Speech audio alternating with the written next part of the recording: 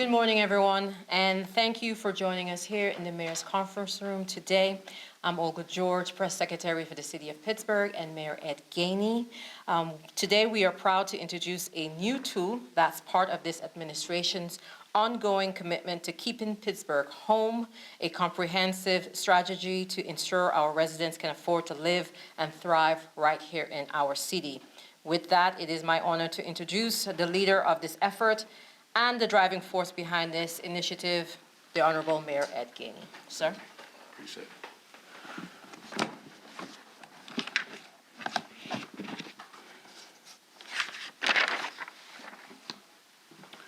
Good morning, everyone. Thank you for being here today. I appreciate it. We are pleased to celebrate the National Fair Housing Month here in our most livable city of Pittsburgh by launching the Pittsburgh Affordable Housing Development Project Explorer. When I took office in 2022, I pledged to make Pittsburgh a city for all. I believe that we should be a city for all, and I believe that we can get there. Today, I'm proud to announce that between 2022 and 2024, over 1,600 of affordable housing units have been built, preserved, or underway as a result of local public financing provided through the URA that's here right now. Thank you, URA, or our housing authority, or our policy of intervention into inclusionary zoning. The overwhelming majority of our units are completed or under construction as we speak. And we aren't stopping there or slowing down. In fact, we have built an active pipeline of over 1,200 more affordable units in the pipeline, and we remain in consistent conversation with our partners about how we can keep the momentum flowing. That is extremely important for us to continue to keep the momentum flowing.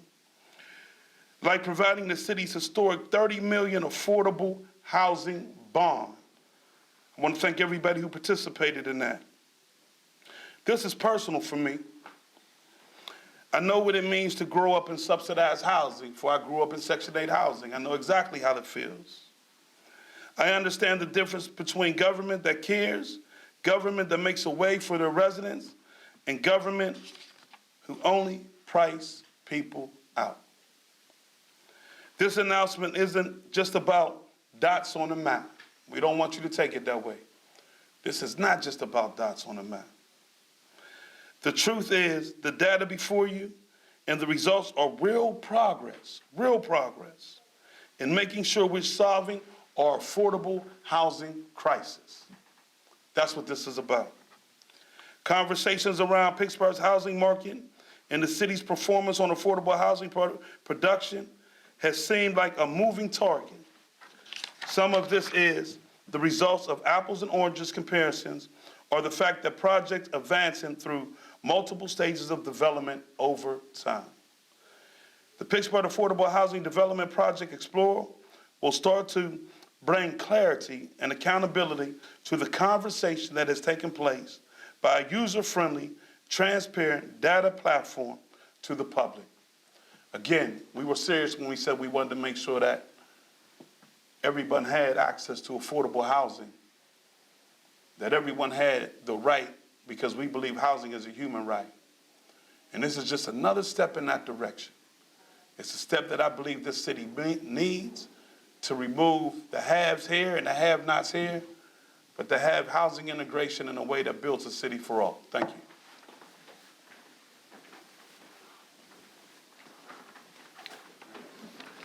Thank you, sir. Now, to provide a walkthrough of the new dashboard and explain how it empowers both policymakers and the public, I'd like to turn it over to Chief of Staff Kyle Chichalapoli, and David Geiger, our Legislative and Policy Director. Gentlemen.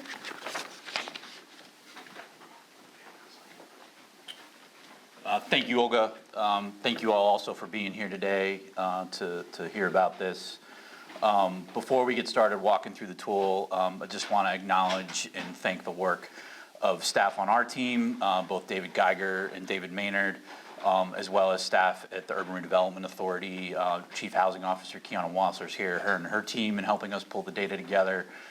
staff at the Housing Authority, City of Pittsburgh, J.W. Kim, their Director of Development and Planning, and our team at City Planning. I know our housing planner, Keith Portugal's in the back, as well as Director Bay and the rest of the team to do that. There was a lot of sort of crosswalking of data in the way folks that, different folks sort of categorize things to get to this place, and manual work involved over the last few weeks so that we could have something that's sort of easily understandable and presentable for the public. So if we dive in here, it's just hard to see. So what you see now when you first sort of open the tool is everything that's both in the pipeline that the mayor referenced, as well as those projects that have been completed, that are under construction, or as we're calling, in process. And both the handout that Olga prepared and provided to you all, walks you through what each of those categories mean. We can do that as well here. So David, if you turn off the pipeline.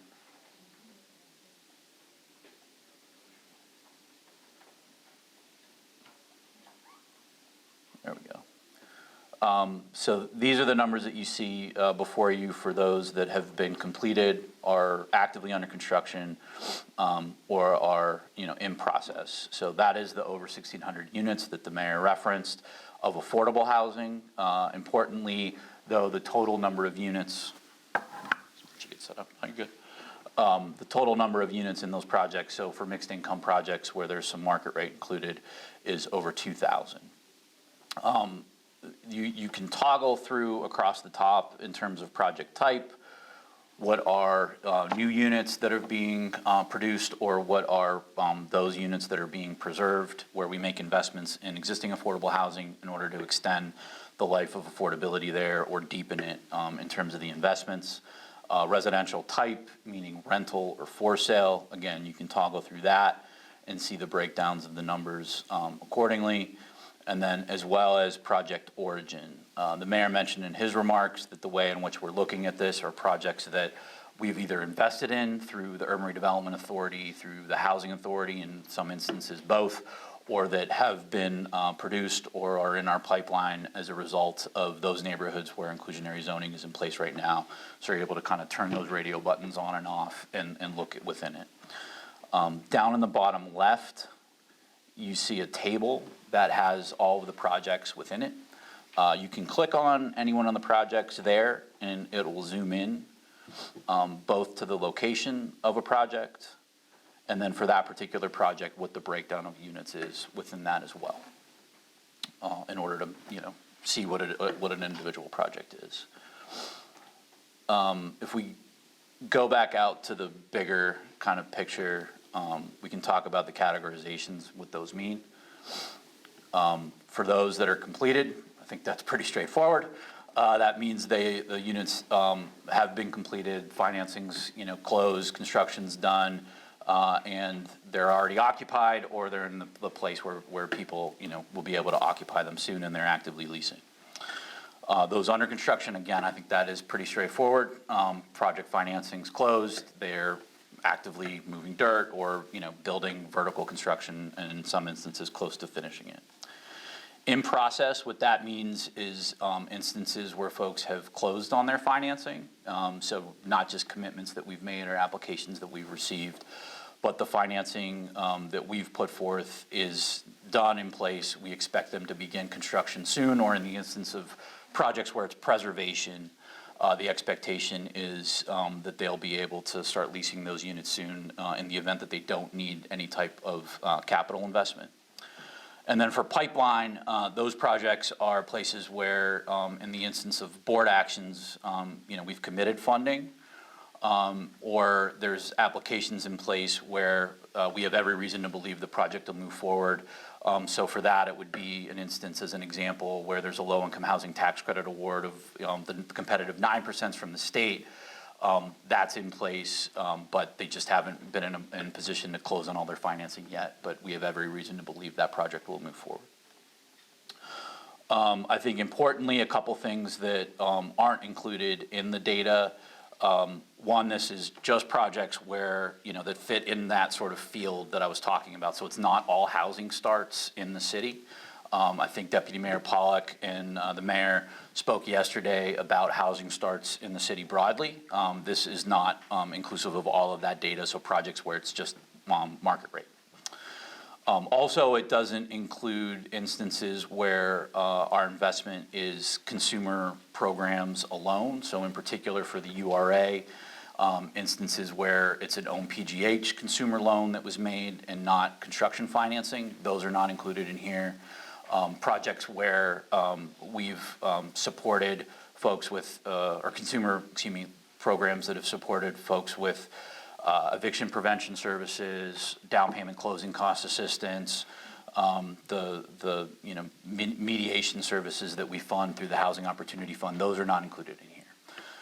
These are purely just units. Similarly, on the Housing Authority side of things, in an instance where a resident has used a housing choice voucher or tenant-based voucher, those are not included in this either.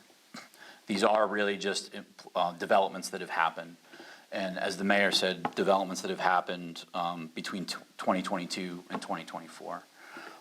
So those are instances where we've taken action for funding to happen beginning in 2022 through 2024. So said another way, a project that may have already been in progress prior to 2022, and then they finished construction and cut the ribbon sometime after 2022, that would not be in this data set. So as an example, Flats on Forward in Squirrel Hill, the Action Housing Project, we attended the ribbon cutting for that, I think about a year and a half ago. That project is not included in this data. I'm looking to David to see if I'm missing anything in terms of walking folks through. So I know there's a lot there. I know for our folks watching on City Channel, this is pretty dry. So I appreciate anyone who's watching and making it through this. But we can stop there and take questions for folks. Sorry. How many projects on this are because of inclusionary zoning? Yeah. I think Ryan, what we can do is show how the tool works. I don't have the numbers in front of me, but I think we could quite literally count them right now, so. So that right there, 199 units? That's, 199 units. You see the breakdown across in terms of what's in pipeline, what's under construction, what's been completed. So if David moves the cursor over those bars, you would see how many units in each, and then you can zoom in and sort of see each one. And those are in uptown, right? Yeah, some, you see the dots right there, right? Yeah. Like, you can see those that are pipeline have a nice little spigot icon. Is uptown does that have a IZ designation? What is it, Eco Innovation District has the performance points, which, incents inclusion of affordable units. Okay, so I guess one of the questions I have, so we have what, 1,600, right, total affordable units basically, or is that, I guess I'm a little confused, but it says 1,600 and then also 1,200 in the Pipeline, so correct. Add those together? I think what we wanted to do is be a little straightforward in terms of what units are being confidently delivered, right? That are completed, that are under construction, or financing's all in place, right? And construction will start soon. Right. That's the 16, just over 1,600 units. The 1,200 in pipeline, those we believe will move forward, but until the financing's closed, it's hard to have confidence, 100% confidence in that. But so that's why we talk about the 1,600 as those that are units that we are delivering or have delivered, and then the 1,200 are those that are in the pipeline. So the total number of affordable units is likely higher than the 1,600, total in the city, because this is only from 2022 on. Yeah, this isn't Okay. meant to be an inventory of affordable units across the city as much as a way to track progress towards increasing or actively working to preserve affordable units. Is there plans to make an inventory? No, not at this time. I mean, that involves a lot more different data sets of which we're not directly involved in all of them. Because there are instances where HUD has HAP contracts, with projects, et cetera. So there are tools, that folks working on preservation broadly have. But, I think to bring that into a tracker and then ultimately with data that we're not in control of, becomes a little bit more difficult. David? Yeah. Go ahead, ask. Where is this? I mean, where do people look for this data? Who's the intended audience? Yeah. Why are you only starting with 2022 if some of these projects were in development beforehand? Yeah, so there's 3 questions there. But the data, or the link for the data, 1 will be in the press release that goes out later. 2 is on the mayor's webpage, it'll be part of the carousel. And then we set up a bit.ly link that can take folks to that as well, because the ArcGIS link is, auto-generated. So it's bit.ly /PGH housing map. But again, there'll be other ways to access it through hyperlinks. What was your second question? Who is it really meant for? Is this meant for consumers who are looking for someplace? Is it aimed more at people in finance or so on? Just who's the target audience? I think that it's varied, right, in terms of the target audience. Really, the intent behind the tool, as the mayor said, is to transparently be able to show progress that's been made, and add that level of accountability and transparency, to the work that we're doing. So the consumers for that could be varied for different reasons, right? And then to your last question on the, it was data that we were confident in, right, starting in 2022, and had sort of a better command of. And I think, too, to the way that the mayor talked about it, and I think everyone here knows, has been out front about needing to prioritize affordability. It felt important to have it be projects that, have happened, and we've had a strong hand in driving. Any other questions? Yeah, so if we have, 2,800, which is a lot, Sure. 2,800 affordable projects and more in the pipeline, and 200 of those are IZ, I guess my question for the mayor probably is, why do we need IZ citywide if we already have 2,800 projects in the pipeline? I guess my question, I know it's a big issue for him.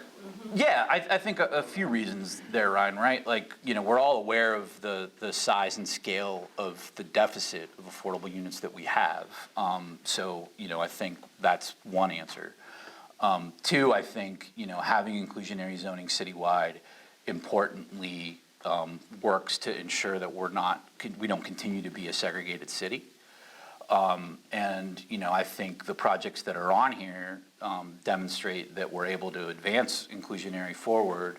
And then if you look more broadly at the zoning package that the mayor and our team in city planning put forth, it helps to, with other things like height bonuses, density bonuses, reduction, elimination of parking minimums, helps to ensure that we're lowering the costs for development and encouraging those projects to move forward in a more expeditious manner. I think when we think about, and they aren't necessarily projects that are on here, but I'm sure if you looked at some of the ones that are, but if we think about the Shakespeare Giant Eagle site or the SureSafe site, one was an instance of a project that took a long time to get through the entitlement process, the other that ultimately stalled out because of the entitlement process. With the changes that we've put forth, both would have been able to happen by right? So we're talking a matter of months rather than processes that took a year, 2 years to get through and complete. But Mr. Mayor. I'm proud of the progress that we made. I think that everyone has been questioning the progress that we made, and I think that what you've seen today is that we've made it readily available for you to be able to interpret in a way that demonstrates how focused we've been on creating affordable housing throughout the city. And the reason why I believe so much in inclusionary zoning is because at the end of the day, I grew up in this city. I grew up in the city my whole life. And there's a lot of times that we've had situations where we've had the well-to-do better off, the haves over here, and the have-nots over here just based on how we build housing. I believe with inclusionary zoning throughout this city, it gives us the opportunity to be able to include everybody in development. We should want to make sure that a social worker making $45,000 with 2 kids can live in any neighborhood in this city. I think that eliminates housing segregation and really brings in housing integration. And so at the end of the day, when we're building a city for all to make sure that everybody has an opportunity to enjoy our amenities in our neighborhoods, we want to make sure that we have housing throughout this city for everyone. I think that's how you begin to build the type of city that we want, a city where everybody feels included. And we've only asked for 10% in inclusionary zoning. So it's not like we're requiring a lot, but what we are requiring is that we create units that's affordable for people of all incomes to have an opportunity to live in. And I believe that at the end of the day, that builds a city for all. It does look like we have a lot of affordable housing projects that aren't in the IZ, so I guess I'm wondering, I guess I'm just gonna ask again, like, is it necessary to have it because we have so many projects that aren't IZ that are included everywhere in the city? Yeah, absolutely. I thought I answered that, but let me be more clear. Absolutely. Because putting in our zoning package guarantees that. So at the end of the day, if it's in the zoning package and it guarantees that, we don't have to continue to have conversations about it. We just look and say that this is what we want as part of building a city where everybody has an opportunity to live here and enjoy the amenities of our great city. All right. With that said, thank you guys for coming and being here. I appreciate, Mayor, for your vision and leadership in regarding to this. And again, thanks to David Maynard, David Gager, Chief of Staff, Kyle Chitsalapalli, on everyone who has had. Right, huh? Yes, I did, sir. So you gonna get me my coffee? Yeah. All right. We had the bet, we won it. And I appreciate you guys coming and hearing about our efforts to keep Pittsburgh home for everyone. Thank you. Have a good morning.